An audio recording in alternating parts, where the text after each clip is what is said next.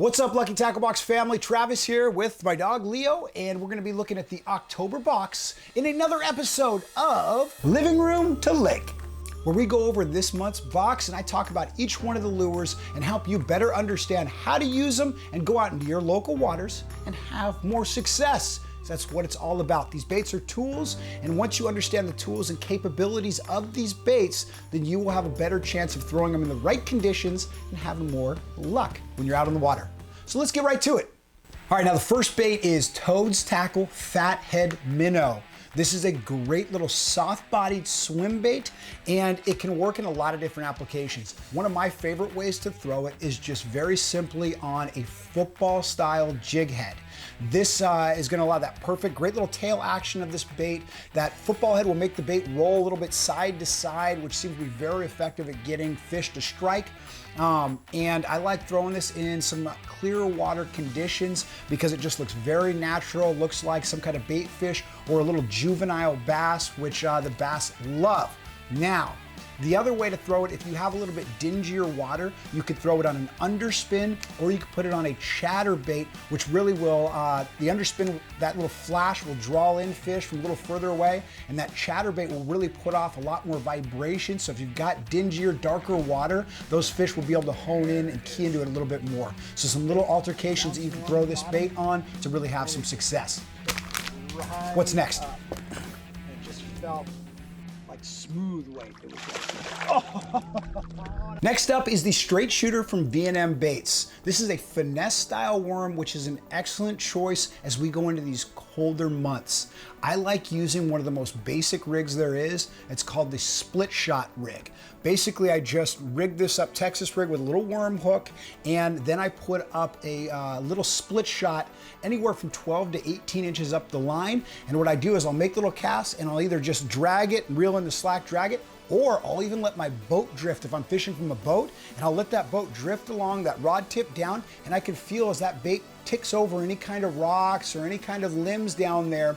And what that's doing is that bait's got a real natural little look. That weight isn't really digging down in there. I want to use as light of a split shot as I possibly can, so you really get in the natural flow of that of this bait, as it looks like it's just kind of meandering around down there. Sometimes these bass, these cold months, are really lethargic. They're down towards the bottom, and an easy little meal like this is a perfect opportunity. You can catch fish on a very slow day, pick this bait up, and you can really have some success. Now, speaking of that split shot rig, the X-Point offset wide gap hook in the 2/0 size that came in the box is the perfect hook to rig up on that Straight Shooter from V&M Baits. So you've got a nice little combo right here, just add in a little split shot, and you've got a great late fall through the winter time bait that's going to catch you some more fish when other guys aren't. All right, next up is Lurker Lures Lurker Shad.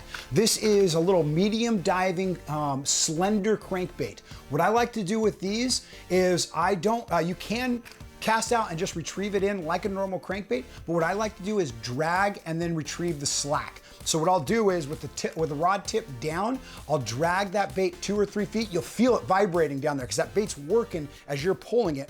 Then reel in the slack real slowly and then pull it. Reel in the slack and repeat. A lot of times as you're reeling in that slack, that bait is basically sitting pretty much still. That's when you're gonna get your bites. So as you pull and you're reeling that slack back in, be feeling, because all of a sudden you'll see your line jump, or you'll even feel that fish hit it and you wanna lean back on it. Don't set it hard. On crankbaits, you don't need to get a hard hook set. All you wanna do is put tension back on it, and that fish, as it's pulling away, those treble hooks will dig into where they need to be and you'll get a good hook set on that. That's also important why you use a moderate tapering rod. You want that moderate action because the rod will give, so that fish can't get the leverage to yank these hooks or tear these hooks free. Very important when using any kind of treble hook bait. All right, now next up is Classified Lures Area 51, which is a sinking jerkbait. Guys, jerkbaits, rip baits are fantastic lures, late fall, all the way through early spring. When you work these baits, you want to give it jerks. That's where it gets its name, on semi-slack line. The reason you want that line to be semi-slack is so when you jerk it, it doesn't just pull it right to you. It on slack line, when you kind of whip it, that bait has the freedom to erratically jerk around. That's what triggers these fish. They see that erratic motion, then you give it a pause, then you give it a couple more jerks, and then a pause. And so that flash that these shinier baits give off, because this has got a nice reflection to it, this fish will see it, and when it pauses, that will give them that moment or that opportunity to come seize it. Now, this is a sinking jerk bait. That's critical to know when you're using this. This thing sinks about half a foot every second. So if you cast it out and count to 10, this bait will have sunk down about 5 feet. A lot of times if you're fishing some deeper water, you got suspended fish, or if you're fishing like a bluff and you want to let that bait get down there a little bit, or around some docks where the fish are suspended in there and they're not willing to come up and travel very far, that's when you throw a sinking jerk bait like this. You can let it get down there. Those fish don't have to move as far. You can get down to their smaller strike zone. Sometimes these fish, their strike zone shrinks up a little bit, so you got to make sure you throw a bait that's in that zone. Let's keep it moving. What's next? All right, next up is Cold-Blooded Baits Thermocline. This is a medium diving crankbait, mimics a shad. And this time of the year, you got late fall, early winter. These fish are really scattered. You need a bait that can cover some of those shallower depths and a little bit deeper to find where these fish are actually hanging out and where they're looking to feed.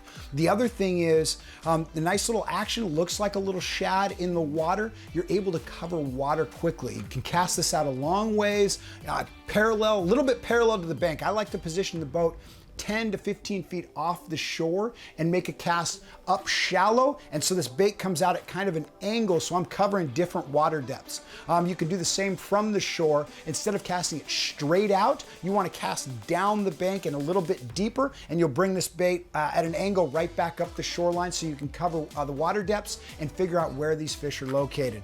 Great little bait. I think you guys are really going to like this. Crankbaits can be fantastic this time of the year.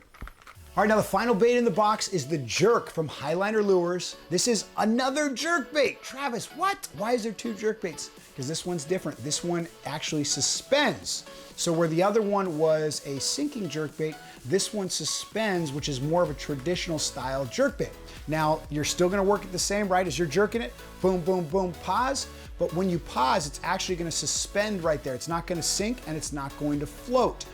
This bait, as you're jerking it, will get down to about 3.5 feet, and that's gonna be kind of the deepest depth it's gonna get to. And then as you're jerking pause, it's gonna pause, then it jerks again, you pause. And what you're trying to do is, these fish, they're used to feeding up this time of the year. There's so many shad, they're pushing those shad balls up, and when they see something erratic and then pause, erratic pause, it looks like a wounded bait fish that's kind of just meandering around up there, and they see an opportunity.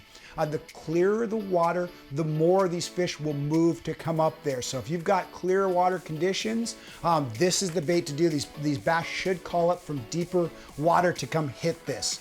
Also, this isn't a reflecting or shinier bait. This is more of a flat finish, which works more in low light situations, meaning first thing in the morning or in the evening, or if you've got any cloud cover, this is the bait you're gonna wanna go with, or this color is what you're gonna wanna go with.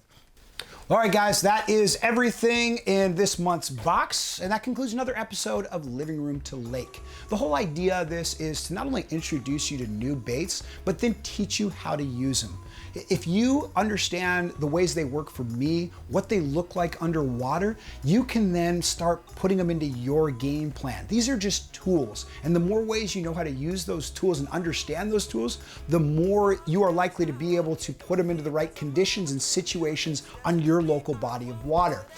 And if you are able to do that effectively, you are going to catch more fish. It's basically putting the right baits in front of the fish at the right time, and you'll catch more fish. And we are trying to help you do more of that. And if it does work for you, share it with us. Myself and the entire team here at Lucky Tackle Box want to see your fishing pictures. So use the hashtag LuckyTackleBox when posting on Facebook or Instagram so we can share in on your fishing adventures. Anyway, guys, I'm Travis Moran with Leo, who is now passed out on the ground here, and we will catch you out on the water.